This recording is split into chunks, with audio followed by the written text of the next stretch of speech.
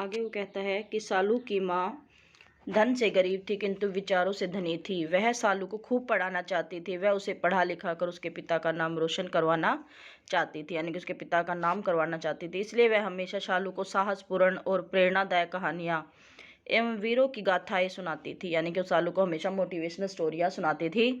कभी कभी तो शालू की कहानी सुनते सुनते इतनी रोमांचित हो जाती थी, यानी कभी कभी तो शालू कहानी सुनते सुनते इतनी खुश हो जाती थी, इतनी रोमांचित हो जाती थी कि उस पात्र का अभिनय करने लगती थी, यानी कि उसी का नाटक करने लगती थी। मानो शिवाजी की कहानी सुन रही है तो शिवाजी के बारे में ही नाटक करने लग जाती थी, और किसी का अभिनय कर रही है तो उसके बारे में ही वो नाटक करने लग जाती थी।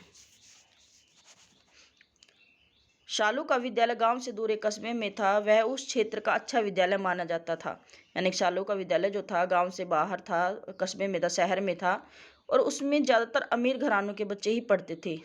सभी बच्चे माता पिता एवं भाइयों के साथ स्कूटर या कार से आते थे, जबकि सालू विद्यालय तक पैदल ही जाती थी। लेकिन सालू जो थी पैदल ही जाती थी।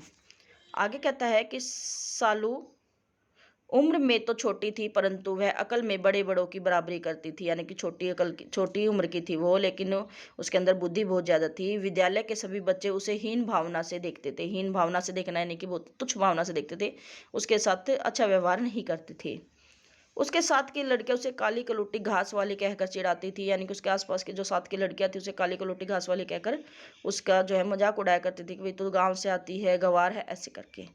लेकिन वह उनसे चिढ़ती नहीं थी। उसे तो शैशव अवस्था से ही बचपन से ही ऐसे कड़वे घूंट पीने की आदत पड़ चुकी थी, क्योंकि बचपन से ही लोग उसे ताना मारते थे, उसकी माँ को भी ताना मारते थे, तो उसको ऐसी आदत पड़ चुकी थी। एक दिन रिया ने उससे पूछा, सालू क्या तुम वास्तव में काली कलूटी घास वाली हो? क्या सच में ऐसा है? सच में तुम गंवार लड़की हो? वो कहती है, हाँ हूँ। इसमें बुरी बात क्या है? भाई मैं हूँ, मैं काली हूँ, काला रंग है मेरा, तो इसमें बुरी बात क्या है? मैं अपना खर्च स्वयं जुटाती हूँ, मैं अपने खाने पीने के लिए अपनी खर्च स्वयं जुटाती हूँ, अपनी माँ की सहायता करती हूँ। मैं तुम्हारी तरह किसी पर भार थोड़े ही हूँ, मैं बोझ थोड़ी हूँ कि तुम्हारे माँ पिता ने तुम्हारे लिए दे दिया है, पैसे दे दिए और तुम उसी पे ऐश कर रही हो। मैं अपना खर्च स्वयं चलाती हूँ। फिर रंग बनाना कौन सा हमारे हाथ में है?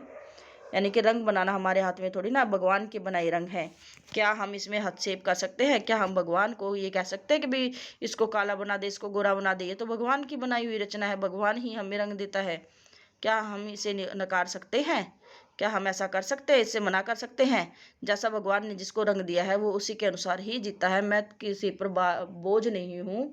मैं अपनी माँ का उसके काम में मदद करती हूँ, अपनी माँ की मदद करती हूँ और अपना घर खर्च स्वयं जुटाती हूँ।